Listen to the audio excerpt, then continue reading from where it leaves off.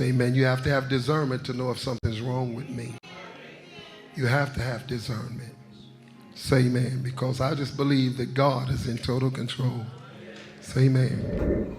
How y'all doing? It's Apostle Spurgeon with True Life Fire Correction, Deliverance Ministries. Just want to release this word concerning discernment.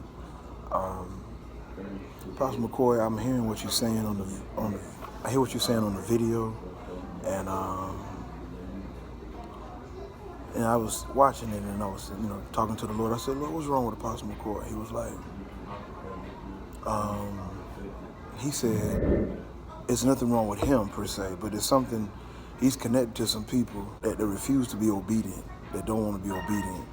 And he said that if they continue to refuse and rebel against the Lord and the anointing on his life, he said all of them, whoever they may be, will begin to drop dead in service, whatever service it may be, whenever the Lord decides to do it, because they refuse to obey God. Sort of like an Aaron situation where Moses called him up to the mountain and pulled off his robe and he fell to the ground because all that time he'd been playing and thinking Moses wasn't watching, God wasn't going to do nothing. You know what I'm saying? He also said that will happen instead of a reproach coming on your ministry, Apostle Mccoy, or that will happen. He said to keep you safe, to let people know not to fool with Apostle Mccoy. There was more, but like you said in the law video, God told you something and it slipped my mind. Like he told me some other stuff, but I forgot what it was he told me. But when I find out what it was, I'm gonna come back and re-edit this video and add it to it. So he said that was gonna happen instead of it happening to you. He said he's purified you and he's not letting no harm, hurt, or danger. Although there's been some judgment in the past, he said he's cleaned you up and he said he's forgiven and grace is upon you.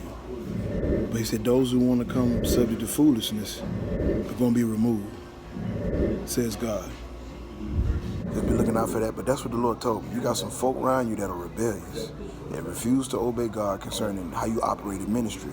Won't push you, won't pray for you, come to service, show up all the time, religious, and don't know nothing about the Word of God because they ain't studying the Word of God. They just studying you.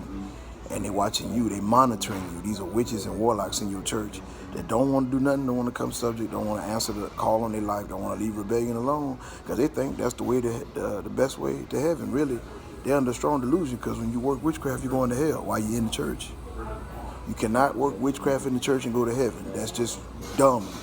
Like most folk need to take their behind back to McDonald's, take their behind back to a special ed class and sit in the back of the class with a coat on in the corner and cut the air conditioner up loud.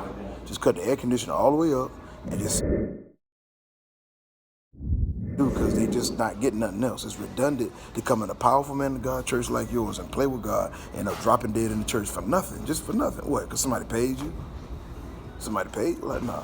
But I just thought I'd release that to you, Apostle McCoy. People in your church don't want to act right, don't want to obey God. You're going to start to see them drop dead because the Lord told me a month ago, 4 weeks ago, that there's been a shift and God ain't playing with witches no more. He ain't playing with witches or warlocks. He's finna start taking them out of here left and right. But I'm gonna let that be. You be blessed, man of God.